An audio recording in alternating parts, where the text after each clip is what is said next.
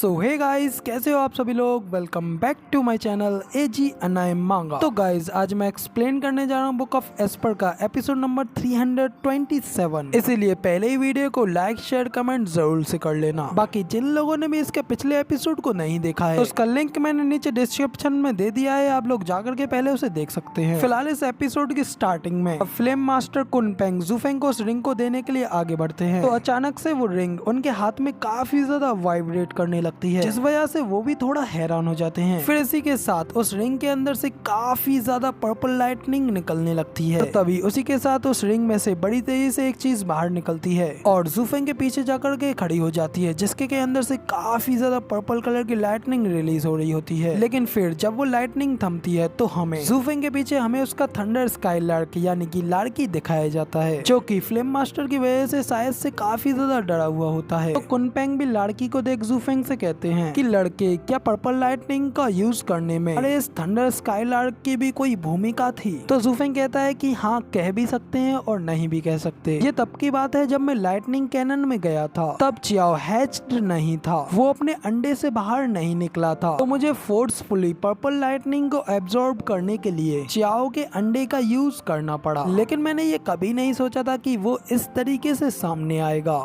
इसका दिमाग भी बाकी के स्पिरिचुअल बीस्टों से भी कहीं अधिक तेज है, तो आई थिंक वो पर्पल लाइटनिंग ही इसके फॉर्च्यून में थी। लेकिन सीनियर, क्या आपको इससे कुछ प्रॉब्लम है? तो फ्लेम मास्टर कुनपेंग कहते हैं कि ये तो एक इतनी अजीब घटना है कि मैंने भी अपने पूरे जीवन में ऐसा कुछ नहीं देखा। Heavenly ember purple lightning sundering thunder phoenix से आती है, जो कि उन 5 सीक्रेट बीस्टों में से एक है और उसकी जन्म से ही इननेट एबिलिटी पर्पल लाइटनिंग है। तो जब इसके अटैक्स के बीच में एक डिवाइन बीस्ट भी आ जाता है, वो तक उसके अटैक से नहीं बच पाता है और यहाँ तक कि सुअरिंग किलिंग भी इसके अगेंस्ट खड़ा नहीं हो पाया और इसके हाथों हार गया। यहाँ तक कि थंडर स्काई लार्क भी लाइटनिंग को एब्जॉर्ब करने में एबल है, लेकिन फिर भी वो उस डिवाइन बीस्ट की पर्पल लाइटनिंग को सह नहीं सकता है। लेकिन अब ये थंडर स्काई लार्क तो खुद उसी पर्पल लाइटनिंग से पैदा हुआ है, तो इसका मतलब तो ये है कि इसने अब सोअरिंग थंडर फोनिक्स की लेगेसी को इनहेरिटेज कर लिया है। सच में ये कितनी अमेजिंग बात है। तो अब इधर फ्लेम मास्टर की ये बात सुनकर के ज़ूफेंग भी अपने मन में कहता है कि जब ये अंडे में था तो तब इसने उस पर्पल लाइटनिंग के प्रकोप को झेला और मैं उस समय डीमन ट्रांसफॉर्मेशन आर्ट का यूज कर रहा था। तो क्या इस चीज का यही रीजन हो सकता है? लेकिन फिलहाल अननोन रहना ही सबसे अच्छा वेपन है, इसलिए अच्छा रहेगा कि फिलहाल मैं चुप ही रहूं। इधर ज़ूफेंग ये सब सोच करके वहीं पे शांत खड़ा होता है तो फ्लेम मास्टर कुनपेंग उससे कहता है, इतनी बड़ी ह्यूज अपॉर्चुनिटी, सच में इस बर्ड का भविष्य तो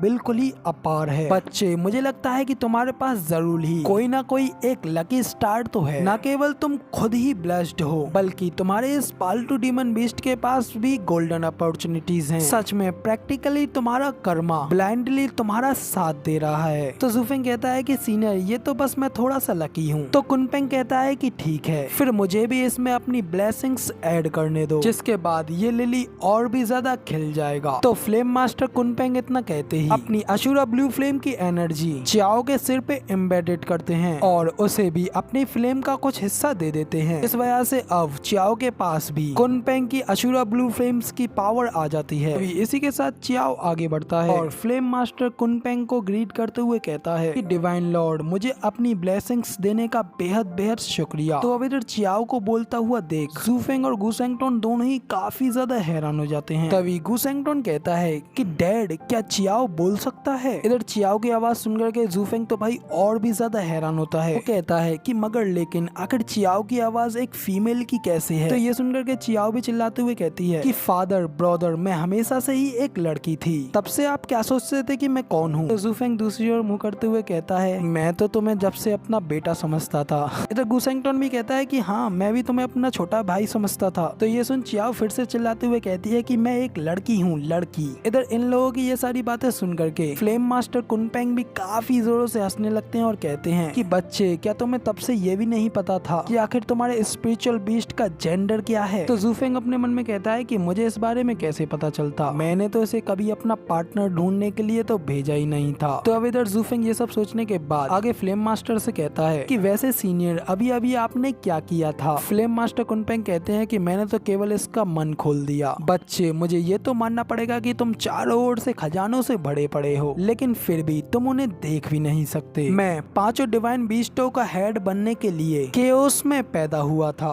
उस सनरिंग थंडर फूनिक्स की तरह ही मैं केओस फ्लेम का जेंटल फ्लेम में यूज करता हूँ। ये सोल को पार कर सकता है, यिन एंड यांग में भी सामाजिकता पैदा कर सकता है और माइंड को पूरी तरीके से खोल सकता है। बच्चे, तुम्हारे पास भी काफी ज्यादा केओस फ्लेम्स हैं। अगर तुम इनको अपनी सोल को रिफाइन करने के लिए यूज करोगे तो सिर्फ 10 सालों के अंदर ही तुम इटर्नल स्टेज पर पहुंच जाओगे। लेकिन तुम अभी भी प्रोफाउंड हेवन स्टेज पर क्या कर रहे हो? तो क्या ये तुम्हारे लिए काफी बड़ी शर्म की बात नहीं है? तो अब इधर जू फेंग फ्लेम मास्टर की ये बात सुनकर के अपने मन में कहता है कि तुमने ये मुझे पहली बार में ही क्यों नहीं बताया। और जब मैं अब इसके बारे में सोच रहा हूँ, जब मुझे मेरा डिस्क्राइंग फेल मिला और साथ ही रेडियन स्टेज की स्किल्स मिली, तो क्या वो सब इस अशुरा ब्लू फ्लेम के बाई प्रोडक्ट नहीं थे? आखिर मैंने अपनी सोल को रिफाइन करने के लिए इससे एजुकेटेड होकर के इसका उपयोग करने के बारे में क्यों नहीं सोचा? तो जूफेंग इतना सोचने के बाद फ्लेम मास्टर उससे कहते हैं कि मैंने तुम्हें तुम्हारी सोल को सील्ड करने के लिए अपनी अशुरा ब्लू फ्लेम दी है और साथ ही तुम्हारी लाइटनिंग कैनन में जाने में तुम्हारी मदद की है। मैंने ये कभी नहीं चाहा कि तुम इसका यूज करो और सीधा इथेरियल स्टेज पर पहुंच जाओ, मगर लेकिन अब जब तुमने मेरी ओल्ड फ्लेम को रिफाइन कर लिया है तो तुम्हारा उस फ्लेम के ऊपर पूरा कंप्लीट कंट्रोल हो गया है। तो अब तुम्हें अपने भाग्य का पूरी तरीके से आनंद लेना चाहिए। लेकिन ये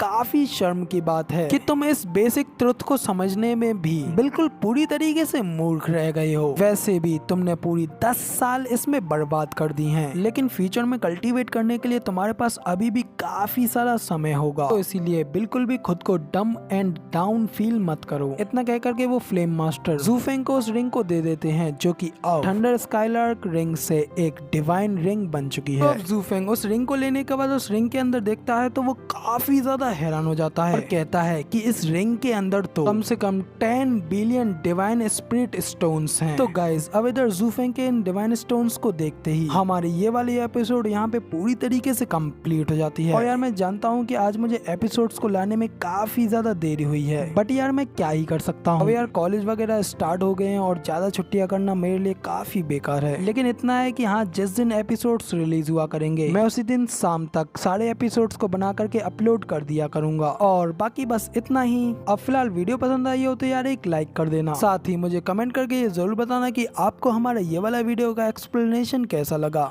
और हो सके तो वीडियो को शेयर कर देना। और ऐसी ही अमेजिंग वीडियोस को देखने के लिए मेरे इस चैनल को सब्सक्राइब करना बिल्कुल भी मत भूलना। साथ ही साइड में लगे बेल आइकन को भी जरूर से प्रेस कर देना। जिसके बाद मैं मिलता हूँ आप लोगों से अगली वीडियो में। तब तक के लिए टाटा बाय बाय, फिर मिलते हैं।